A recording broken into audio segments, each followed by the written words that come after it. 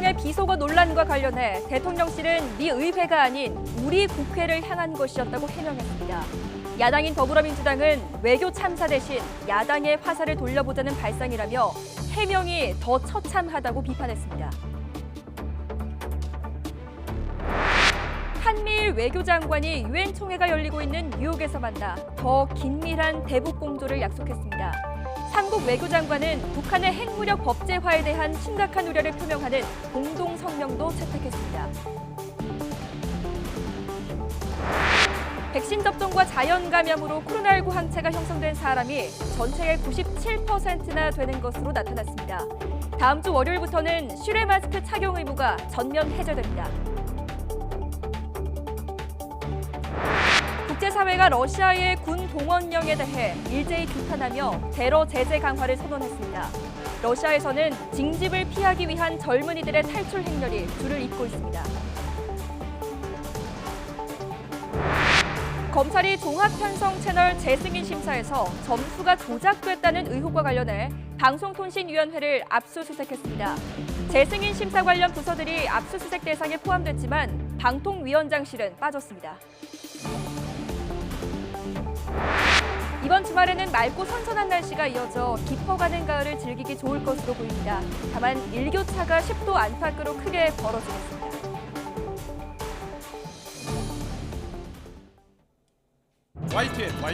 YTN 김영수입니다.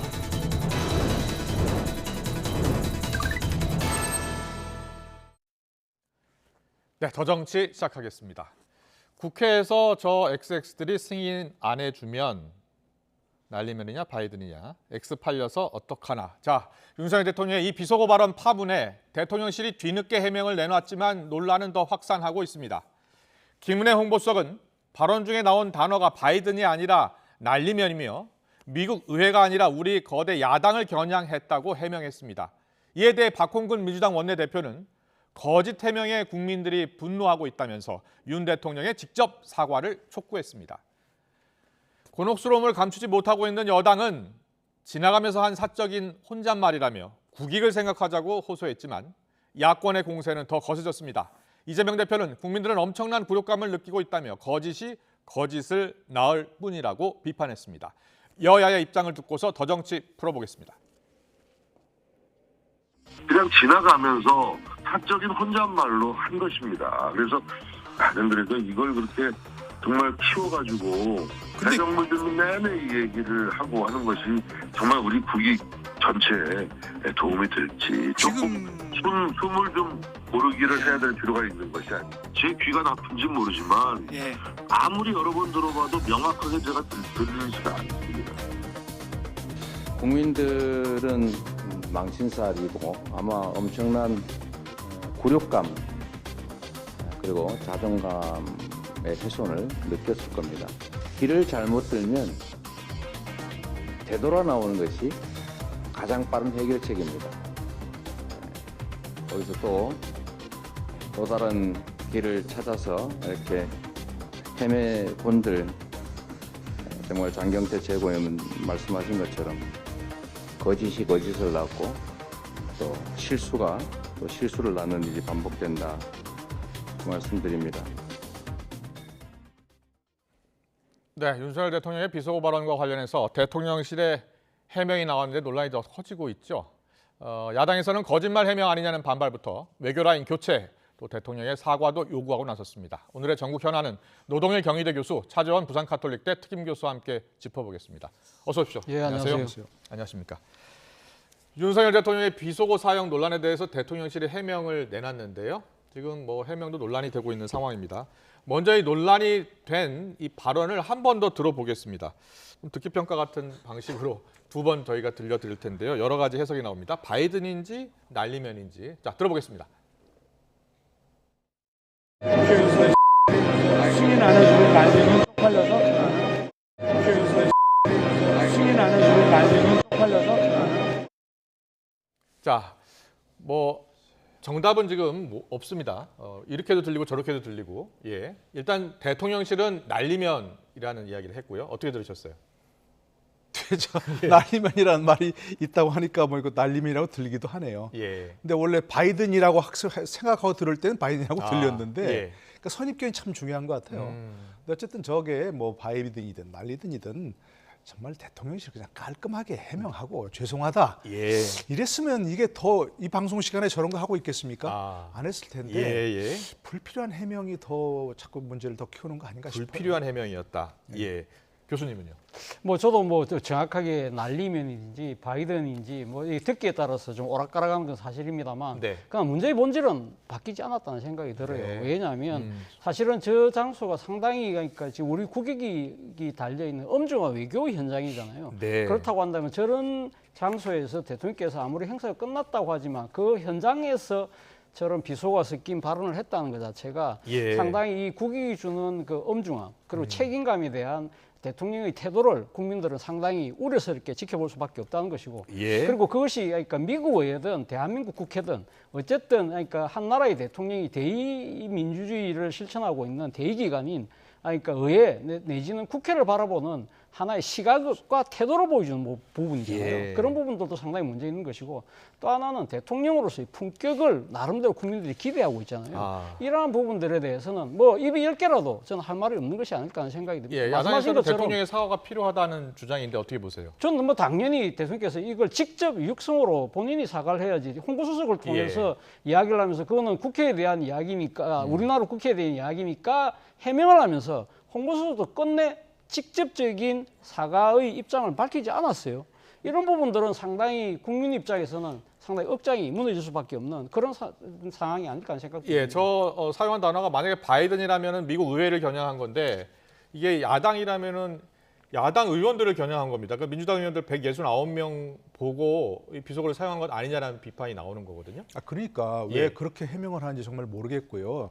그 사실이 하더라도 그렇게 해명하는지 모르겠고 정말 그렇게 되면 우리나라 지금 현재 그 야당 전체를 좀 적으로 돌리겠다는 얘기 아니에요. 그렇게 해석하는 것은 예. 그렇게 해석하고 홍보수석도 사과도 하지 않고 대통령께서 정말 깊은 유감의 뜻을 표하셨다. 이렇게 차라리 그렇게라도 했으면 예. 그 문제가 없는데 그러고 나서 윤 대통령은 바로 또 SNS에다가 우리가 1억 달러 글로벌 펀드의 그 공여를 약속한 그걸 얘기했으니까 예. 그걸 국회에 적극적인 협력을 기대한다.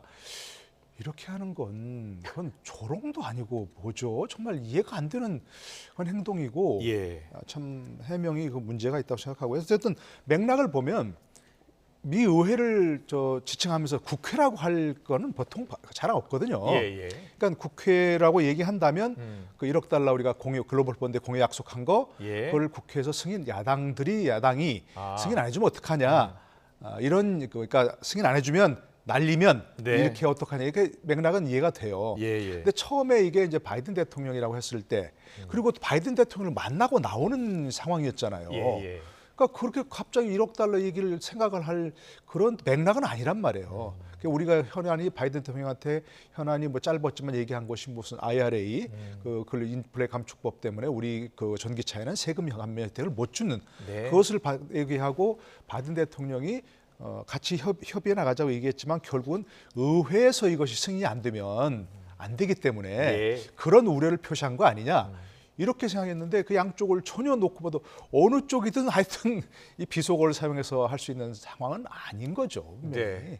논란이 계속 커지고 있으니까 지금 여당의 주호영 원내대표도 뭐 이게 야당을 겨냥했다고 하더라도 유감이다. 이렇게 이제 진화에 나서는 모습을 보였습니다. 양당 원내대표 발언을 좀 듣고서 이야기 더 나눠보겠습니다.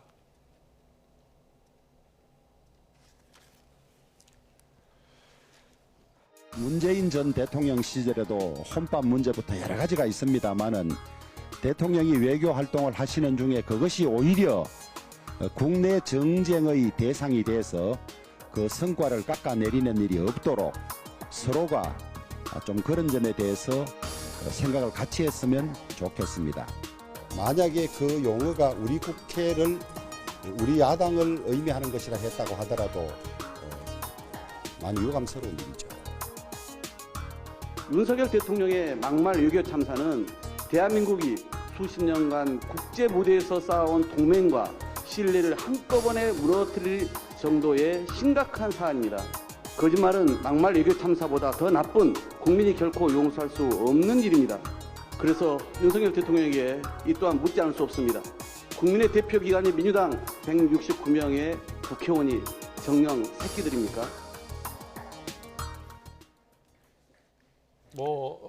비대위원장도 국민의힘 그리고 네. 국민의힘 원내대표도 상당히 좀 곤혹스러워하는 표정이에요. 이제 국익을 이야기하면서 좀 어떻게 하든지 파문을 좀 가라앉히려고 하고 있는데 야당 입장에서 보면은 야당 의원들한테 욕한 셈이 됐거든요. 아, 그렇죠. 그러니까 지금 뭐 대통령실에서는 미국과의 그 문제를 생각해서 동맹을 일관하지 마라고 이야기하지만 만약에 이것이 우리나라 국회를 상대로 한 것이었다고 한다면 그거는 일종의 국민의관일 수도 있는 거잖아요. 그 부분에 대해서는 그러면 지금 집권 세력으로서의 책임감이 전혀 없나요? 그런 부분들도 있는 것이고 아까 저는 조영 원내대표의 발언에서도 저는 상당히 문제가 있다는 생각이 들어요. 그러니까 지금 사실은 이 지금 현 정권이 잘못된 부분인데 지금 뭐 화면에도 나옵니다만 문재인 전 대통령도 당시 뭐 중국을 방문해 혼밥한 거 아니냐 이런 식의 사례를 왜 굳이 인용을 하면서까지 이번 사태를 물타기 하려고 하느냐. 언제까지 그런 식으로 피장파장론 내지는 전 정권 파리를 통해서 뭔가 상황을 모면하려고 하는가 라는 부분들에 대한 비판이 제기될 수밖에 없는 것이고요. 그리고 오늘 또 조 원내대표 이런 말씀도 하셨어요.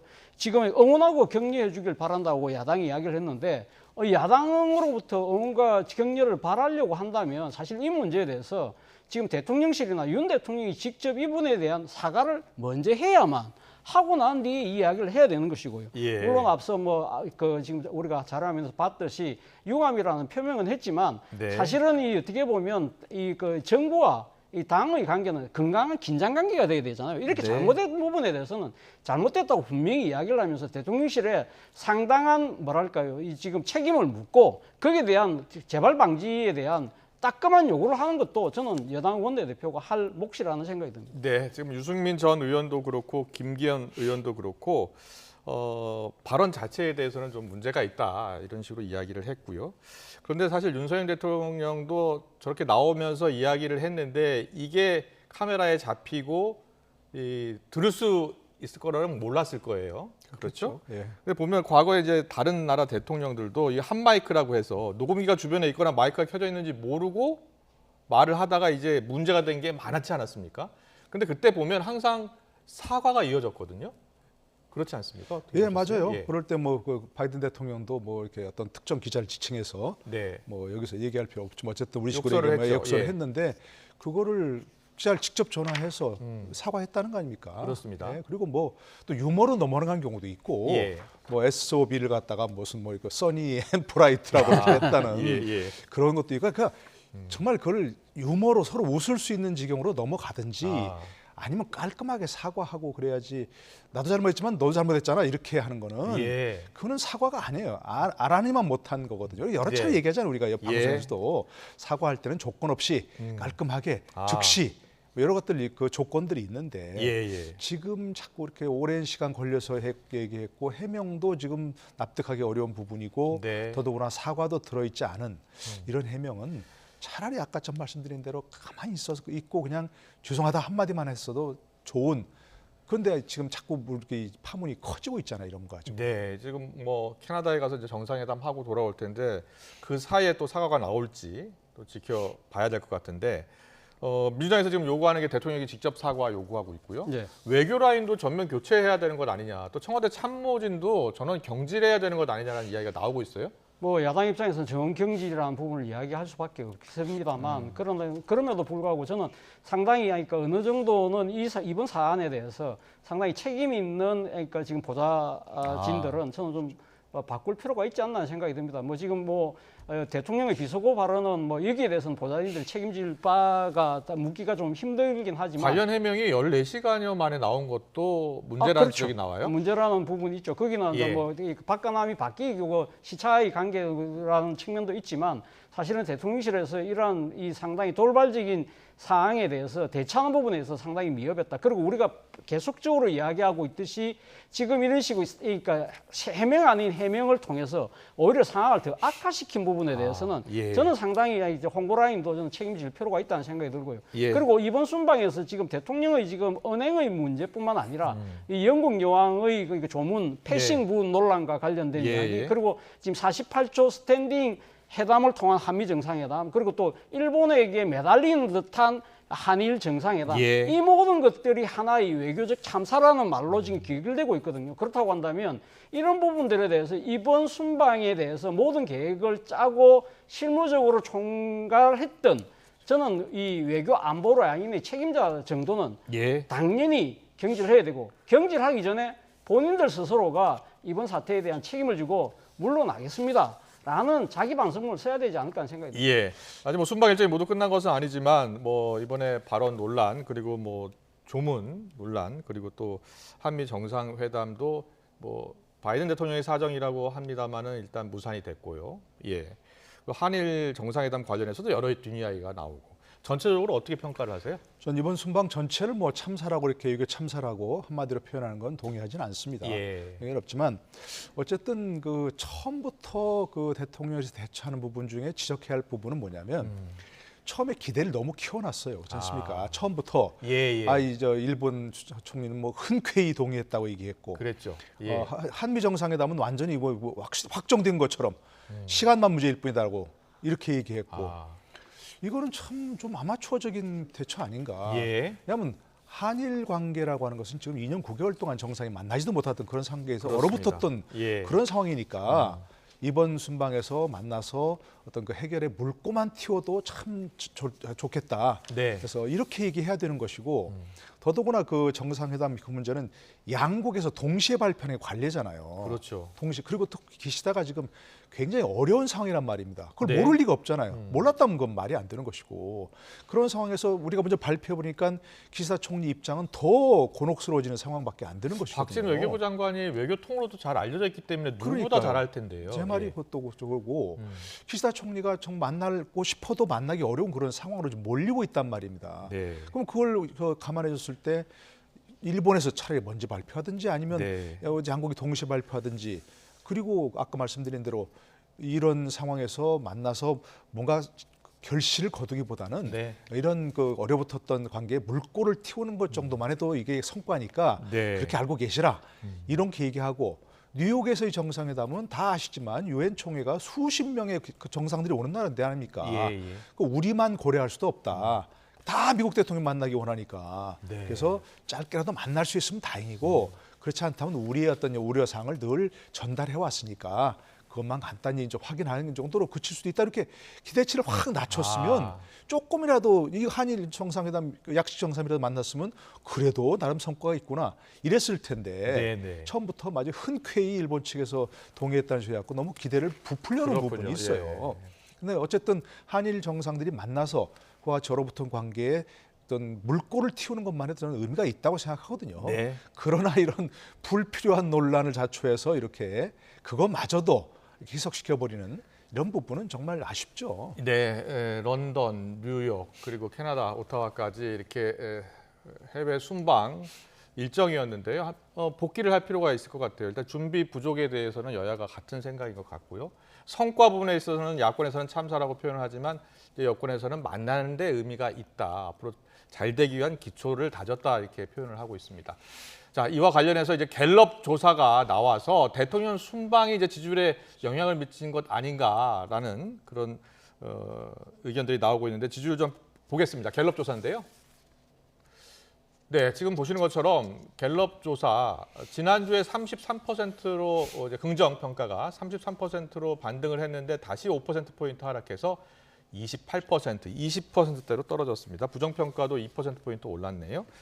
자, 우리 봐도 최근에 있었던 그 외교 순방 외교 논란, 이게 큰 영향을 미칠 것 같은데 어떻게 보세요? 그렇죠. 아무래도 예. 그러니까 지금 이번 그러니까 일요일부터 그러니까 지금 순방 일정이 시작됐지 않습니까? 그렇습니다. 바로 순방이 시작되고 나서 터진 논란이 영국 여왕에 대한 조문을 하지 않았다. 그 예. 부분이 다른 나라 정상들과 상당히 비교가 되면서 우리 측의 준비 부족, 이런 것들이 윤석열 정부에 대한 전반적인 무능으로 연결되는 그런 측면이 분명히 있었던 것이죠. 예, 예. 그리고 또 하나 부분은 제가 생각했을 때는 떠나기 직전에 터졌던 영빈관 신축과 관련된 문제입니다. 네. 이 부분에 대해서 물론 뭐 윤석열 대통령이 여론을 반영해서 전격적으로 철회했지만 이 영빈관 신축 예산이 어떻게 이제 만들어졌는지에 대해서 예. 어느 누구도 책임 있는 답변을 내놓지 못하고 있다는 겁니다. 네. 공교롭게도 대통령이 없는 시간에 지금 열렸던 대정부 질문에서 지금 한덕수 국무총리가 몰랐다는 신문 거죠. 보고 알았다는 예. 거 아닙니까? 이러한 식의 태도 자체가 전반적으로 국민들 입장에서는 윤석열 정부가 제대로 하고 있는 거 맞아?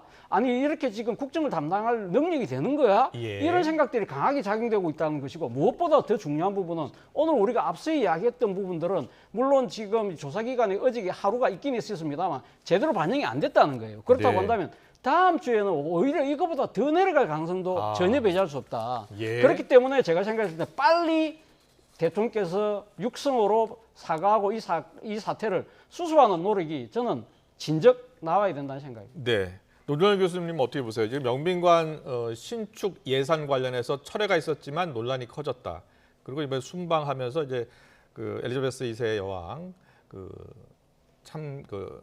조문을 하지 못한 부분, 물론 이제 뒤늦게 했죠. 그리고 장례식은 참석을 했고 이거 논란이 된 부분 다 영향을 미친 것 같다라고 하는데 문제는 앞으로 더 하락할 수 있다라는 지금 관측이세요? 그러니까 지금 오늘 이렇게 여러 가지 어제 오늘 계속 예. 나온 그런 논란들은 아직 반영이 안 됐겠죠, 저 조사에서. 예. 안 된 부분이고. 저도 뭐 저렇게 떨어진 데는 영빈관 관련된 그 논란이 제일 큰 영향을 미쳤다고 생각을 하고요. 예. 조문 문제는 아직 완전히 영향을 미치지 않았다고 생각해요. 여론조사에서. 그렇군요. 예. 그러니까 지난주에도 말씀드렸습니다만 이 부분은 시기적으로나 명분적으로나 네. 그 대통령실에서 그걸 방어할 방법이 없으니까 바로 처리한 거 아닙니까? 네. 방어할 방법이 있다면 거기에서 얘기하지 왜 그러겠습니까? 이러이러한 이유로 이 영빈관 신축이 필요합니다라는 얘기를 해야 되는데 지금 뭐 공무원들 월급은 동결하고 뭐 다 한다는 거 아닙니까? 예. 그런 식의 시기인데 시기적으로 굉장히 호황이어서 막 세수가 넘쳐나고 이런다면 별 문제가 없는데 다들 허리띠를 졸라매야 되는 시기인데 대통령실 관련 건물을 신축한다는 것이 굉장히 부정적으로 받아들일 수밖에 없는 그런 시기예요. 그러니까 이것도 역시 정말 뭐 정무 감각, 홍보 감각 이런 면에서 전혀 국민을 생각하지 않고 있다는 생각이 들어요. 정치란 건 우리가 늘 얘기하지만 자신들이 뭘 하느냐가 중요한 게 아니고 그 자신들의 행위가 국민에게 어떻게 받아들여지느냐, 수용성 그리고 국민이 그것을 납득할 수 있도록 설명할 수 있는 그런 능력 이게 중요한 건데 예. 전혀 그렇지 않은 상황이 좀 계속되고 있는 상황이라서 네. 안타까운 부분입니다. 이 부분도. 그러니까 다음 주에는 뭐 이번 이런 논란 파문이 수습되지 않으면 네. 굉장히 내려갈 수밖에 없으니까 저도 똑같은 생각입니다. 지금이라도 예. 좀 순방 과정 기자들 있지 않습니까? 네. 기자들이 가 있었다는데 거기다 기자들 앞에 가셔서 이분은 정말 죄송하다. 앞으로는 조심하겠다. 토달지 마시고 자꾸 예. 이런저런 뭐가 진위가 뭐였나 하지 마시고 그렇게 하는 게 그나마도 어떤 상황 관리를 하는 조치일 거라 생각합니다. 알겠습니다. 최근 정치권 이슈가 지금 정기국회에서 시작됐고 대정부 질문도 있었는데 네. 정치권 이슈가 지금 해외 순방 관련 논란 때문에 사실은 제대로 짚어볼 수가 없었는데 대정부 질문 관련해서는 한동훈 장관 이야기가 네. 많이 나오더라고요. 네, 민주당과 한동훈 장관 계속해서 공방을 주고받았는데 차기 정치조사 적합도 조사에서 한동훈 장관의 이름이 올라간 것에 대해서 민주당에서는 이제 빼달라고 요청하는 게 맞지 않느냐 이런 이야기가 나오나 봐요. 뭐 한동훈 장관 입장에서는 뭐 굳이 뭐 본인이 나서서 그 빼달라고 할 이유가 없겠죠. 네. 본인 내심 아마 지금 차기에 대한 꿈을 좀 갖고 계신 것 같아요. 제가 봐도. 네. 그렇다고 한다면 지금 그러니까 어제 대정부 질문에서 그런 질문 자체가 예. 저는 한동훈 장관한테는 불감청이었던 좀 고소원이었지 않았을까? 예. 그렇지 않겠습니까? 네, 본인 입장에서는 뭐 자기는 가만히 있었는데 사실 언론사들이 알아서 기분이 여론조사 나쁜 표정은 아닌 것 같더라고요. 아니죠. 예. 그렇기 때문에 상당히 아마 지금 제 생각에는 그러니까 한동훈 장관에 대한 여러 가지 그러니까 정치적 거취에 대해서 야당이 문제를 삼으면 삼을수록 이 부분에 대해서는 한동훈 장관의 정치적 입지를 오히려 키워주는 그러한 상황이 되기 때문에 본인 입장에서는 내심 어제 상황 자체를 즐기려는 표정이 제 눈에 역력하게 보였습니다. 그런데 이병훈 의원이 예. 빼달라고 하는 게 정치적 도리 아니냐, 예. 여론조사에서 빼달라고 예. 하는 게 정치적 예. 도리인 거 아니냐라고 했더니 예. 한동훈 장관이 빼달라고 하는 것 자체가 오히려 호들갑처럼 보이기 때문에 그렇게 하지 않고 있다라고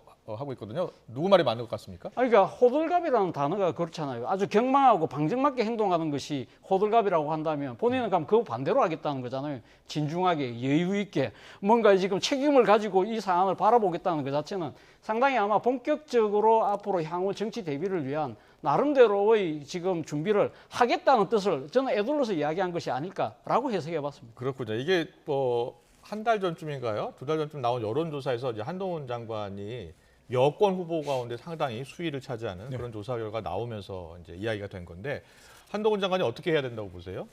저거 데자뷰 아닙니까? 어디서가 보던 장면인데요. 윤석열 검찰총장이 예. 내 이름을 여론조사 빼달라 말라 하던 그 그랬었죠. 상황 아닙니까? 예. 글쎄, 일단 여론조사 얘기를 들어보면 뭐 설사 빼달라고 하더라도 소용없는 데가 있죠. 여론조사 할 때 1번 두고 2번 두고 불러주는 경우도 있고, 네.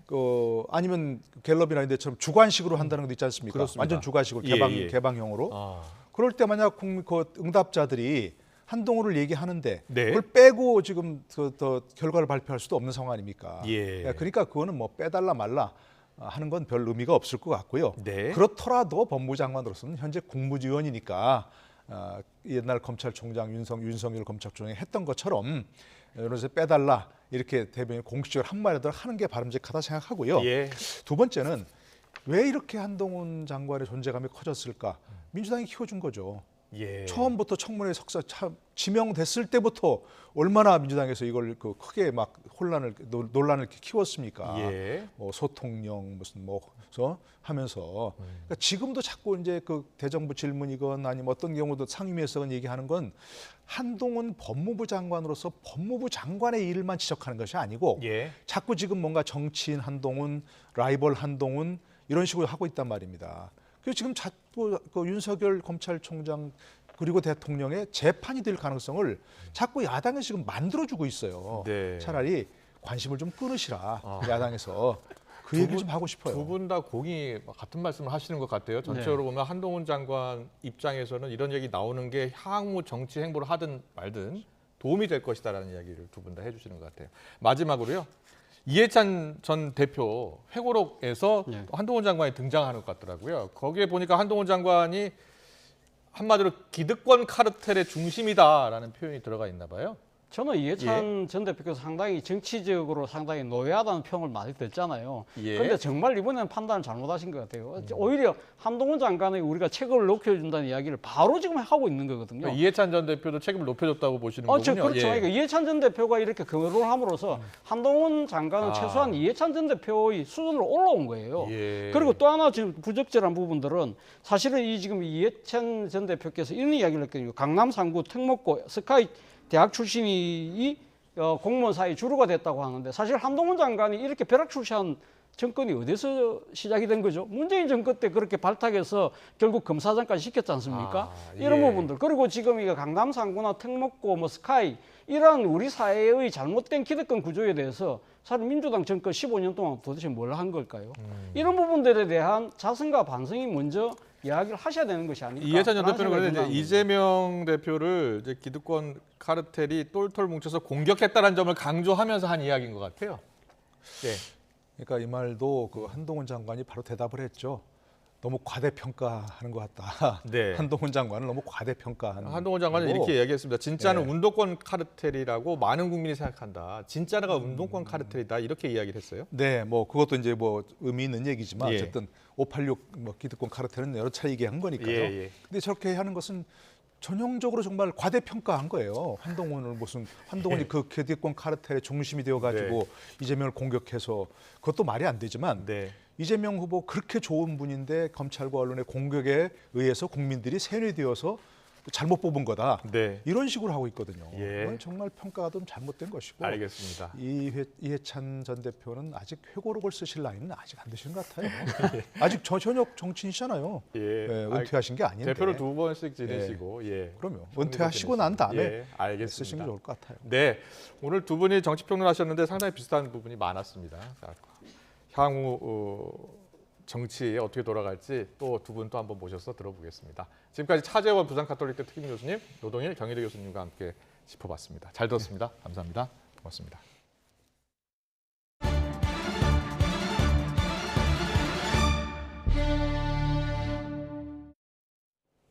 네, 더 뉴스 이어가겠습니다. 경찰청이 대통령실 이전을 하면서 경비구역이 대폭 확대됐다는 이유 등을 들면서 새 순찰 승합차 도입 예산 26억 원이라는 예산을 편성한 것으로 확인이 됐습니다. 경찰청은 집무실 이전과 무관한 예산이라고 황급히 진화에 나섰는데 대통령실 이전을 기회로 수건 사업 예산을 따내려던 게 아니냐는 비판이 나옵니다. 김승환 기자가 단독 취재했습니다. 이번 달 기획재정부가 국회에 제출한 내년도 경찰청 예산안입니다. 중형 승합차 26대를 새로 도입하겠다며 26억 원을 책정했습니다. 한 대에 1억 원 꼴인데 내후년에도 추가로 26대를 들여와 53억 원을 투입해 모두 52대를 운용하겠다는 계획도 밝혔습니다. 예산 요구 명분은 뭔지 경찰청이 기재부에 제출한 요구서를 확인해봤습니다. 대통령 집무실 이전에 따른 경비 범위 확대를 순찰차 도입의 핵심 사유로 꼽았습니다. 기존 청와대는 전면 700m가 주요 경비 구역이었지만 용산 대통령실은 전체 둘레가 7km에 달해 순찰구역 자체가 대폭 늘었다는 겁니다. 이 때문에 대통령실 이전 여파가 경비 예산에도 미친 게 아니냐는 의혹이 제기되자 경찰청은 즉각 부인했습니다. 내년 5월 의경제 폐지로 인력이 크게 줄어 기동수단 혁신을 위해 원래 추진해왔다며 집무실 이전과 무관하다고 선을 그었습니다. 실제 경찰청이 YTN에 보낸 설명자료엔 새 순찰차 도입을 위한 중장기 계획이 적혀 있습니다. 그러나 당시엔 대통령실 이전에 따른 소요란 표현은 전혀 없었던 데다 한 대에 무려 2억 원씩 연간 120억 원이 필요하다고 적시해 예산 삭감에 대비한 부풀리기 정황도 확인됩니다. 이를 두고 경찰청이 수건 사업 예산을 더 쉽게 따내기 위해 대통령실 이전에 따른 경비 강화를 명분으로 삼은 게 아니냐는 비판이 나옵니다.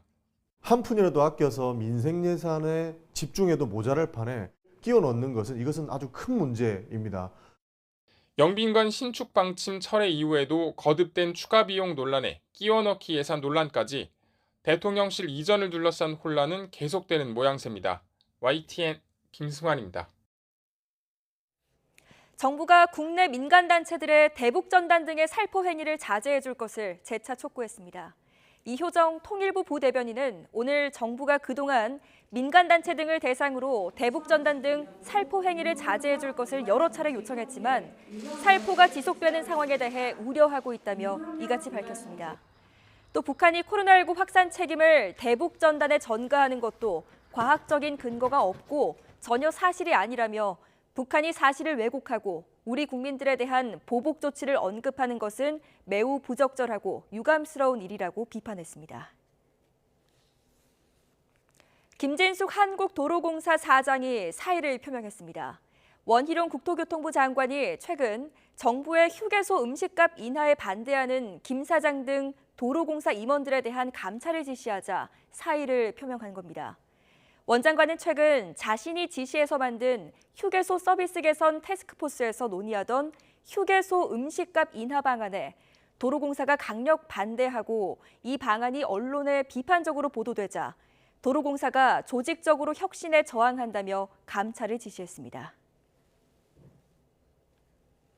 검찰이 억대 금품 수수 혐의를 받는 이정근 전 민주당 사무부총장을 소환했습니다.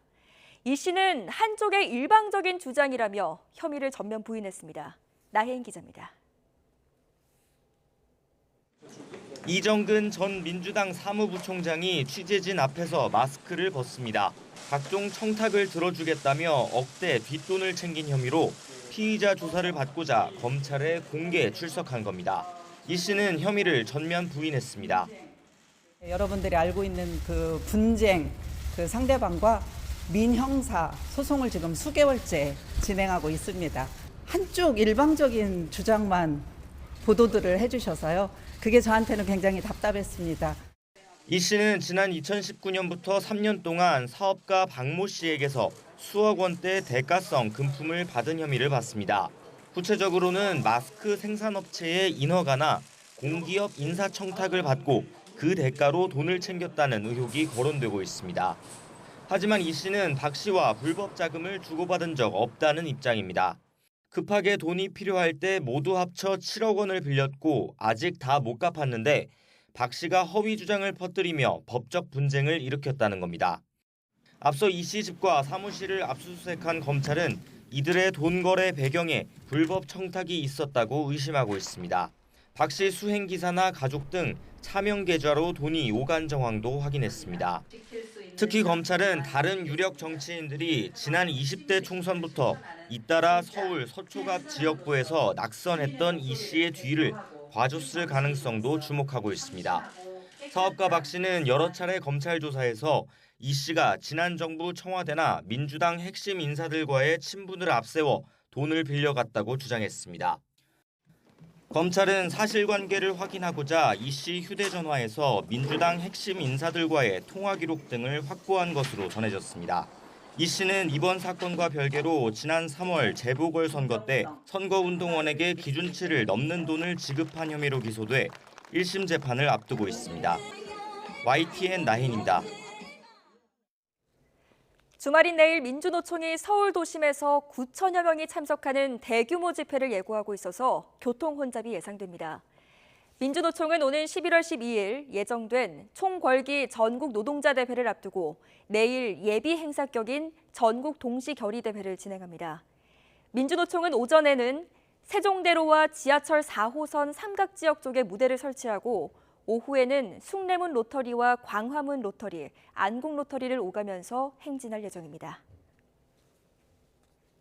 일한 돈을 받지 못했다며 전 고용주가 운영하던 사업장 앞에서 1인 시위를 하던 남성이 경찰 수사를 받게 됐습니다.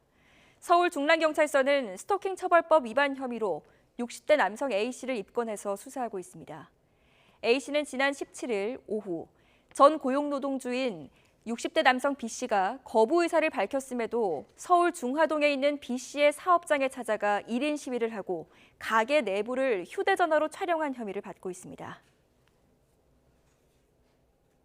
우리나라에서 가장 먼저 단풍을 볼 수 있는 곳은 바로 강원도 설악산인데요. 최근 일교차가 큰 가을 날씨가 이어지면서 설악산 정상부터 붉은 단풍이 물들기 시작했다고 합니다. 다음 주에는 산의 20%가 물드는 첫 단풍기에 접어들 것으로 보입니다. 정희윤 기자입니다. 파란 가을 하늘 아래 산 정상 곳곳이 붉게 물들었습니다. 아직 수줍게 모습을 드러내는 수준이지만 가을을 알리는 단풍이 반갑기만 합니다. 최근 찬 공기가 유입되며 맑고 일교차 큰 날씨가 이어진 탓에 대청봉 정상부터 붉은 물이 들기 시작한 겁니다. 대청봉에서 좀 동쪽 방향으로 좀 해가 좀 일찍 받는 방향은 그렇게 물이 들어 있습니다. 설악산 단풍은 주말 사이 빠르게 산 아래로 확산하겠고 다음 주 중반에는 산의 20%가 물드는 첫 단풍기에 접어들 전망입니다. 이후 10월부터는 설악산 단풍이 절정기를 맞고 내륙에서도 첫 단풍이 시작하는 등 본격적인 단풍철이 시작되겠습니다. 북한산은 10월 17일, 내장산은 10월 24일, 지리산도 10월 14일에 첫 단풍이 들 것으로 보입니다. 특히 올해 가을은 일교차가 크게 나면서 단풍색이 어느 해보다 고울 것으로 보여 다음 달부터는 전국 곳곳에서 형형색색으로 물든 가을산의 모습을 감상할 수 있을 것으로 기대됩니다. YTN 정혜윤입니다.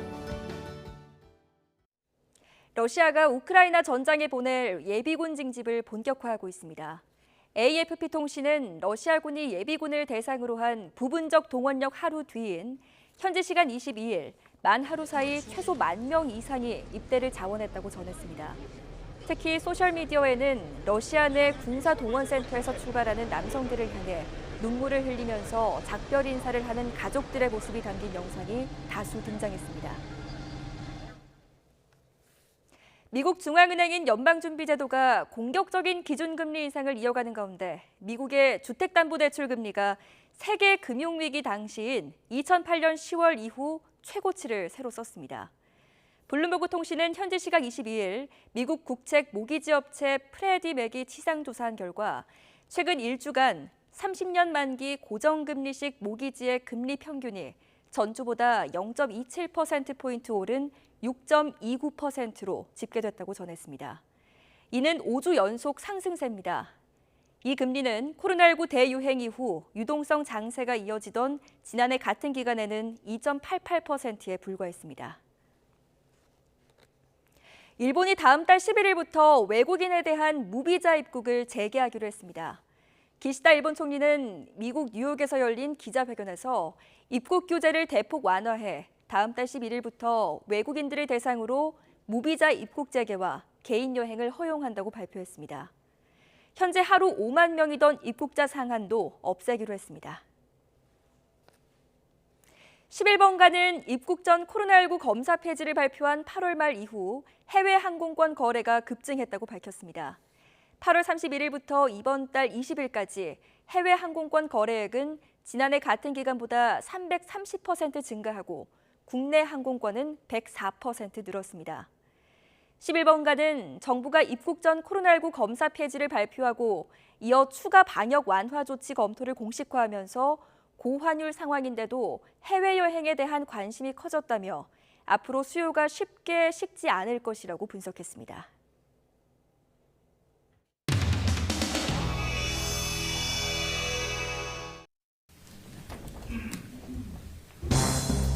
행사가 오늘 짐 싸시느냐고 새벽같이 고생하셨을 텐데 논평 하나를 읽고 지금 다시 한번 들어봐 주십시오.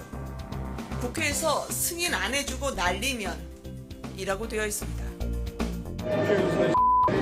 승인 안 해주고 날리면 쪽팔려서 대통령의 외교 활동을 왜곡하고 거짓으로 동맹을 이간하는 것이야말로 국익 자해 행위입니다.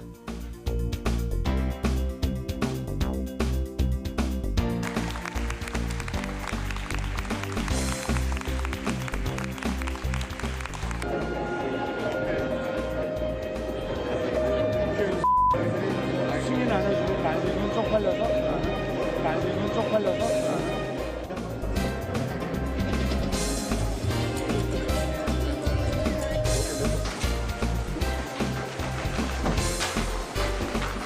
이 사건은 윤석열 대통령의 부족한 품격이 노출된 불행한 사건입니다.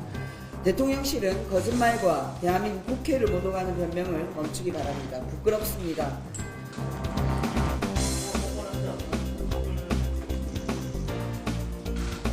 이젠 사적 대화까지 이용해 동맹 관계를 이간시키려 하고 있습니다.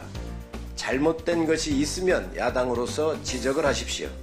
하지만 국가 원수의 외교적 노력까지 왜곡 비방하는 것은 삼가해 주시기 바랍니다.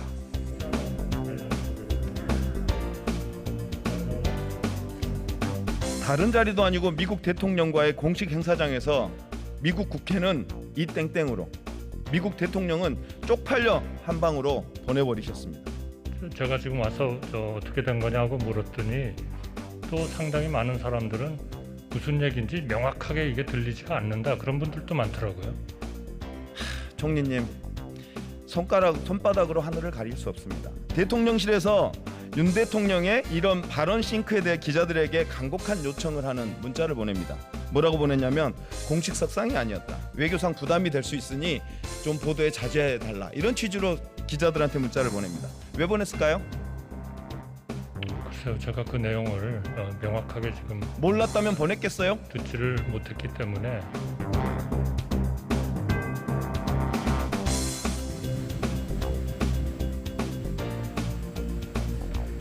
저는 설사 이런 것들이 사실이라 하더라도 저는 미국 측에서 그렇게 큰 문제로 생각하지 않으리라고 저는 생각합니다. 굉장히 희망적인 생각을 하시는 것 같은데요.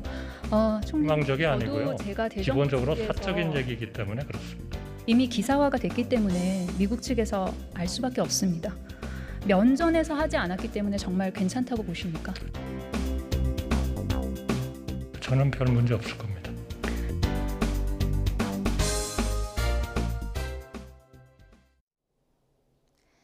중서부 지방에 쏟아졌던 요란한 비가 그치고 전국적으로 맑은 하늘이 함께하고 있습니다. 주말인 내일도 청명한 가을 하늘이 펼쳐지겠고 낮 동안 깊어가는 가을을 만끽하기 좋겠는데요. 다만 일교차가 10도 이상으로 크게 벌어지겠습니다. 환절기 옷차림에는 각별히 주의하셔야겠습니다. 내일도 먼지 걱정은 없겠지만 낮 동안 강한 볕에 자외선 지수가 높게 치솟겠는데요. 자외선 차단제도 꼼꼼히 덧발라 주셔야겠습니다. 내일 아침 기온은 오늘보다 1도에서 3도가량이 내려가겠습니다. 내일 서울의 아침 기온은 13도, 대전은 12도, 부산은 15도로 출발하겠고요. 낮 기온은 오늘보다 1, 2도가량이 높아서 선선하겠습니다. 내일 서울의 한낮 기온은 24도, 대구는 25도, 부산은 26도를 보이겠습니다. 당분간 맑고 선선한 가을 날씨가 이어질 전망입니다. 지금까지 날씨 정보였습니다. 네, 이슈를 더 쉽게 전해드리는 더 뉴스. 다음 주엔 저희가 더 준비하겠습니다. 잠시 후에는 뉴스큐가 방송됩니다. 시청해주신 여러분 고맙습니다.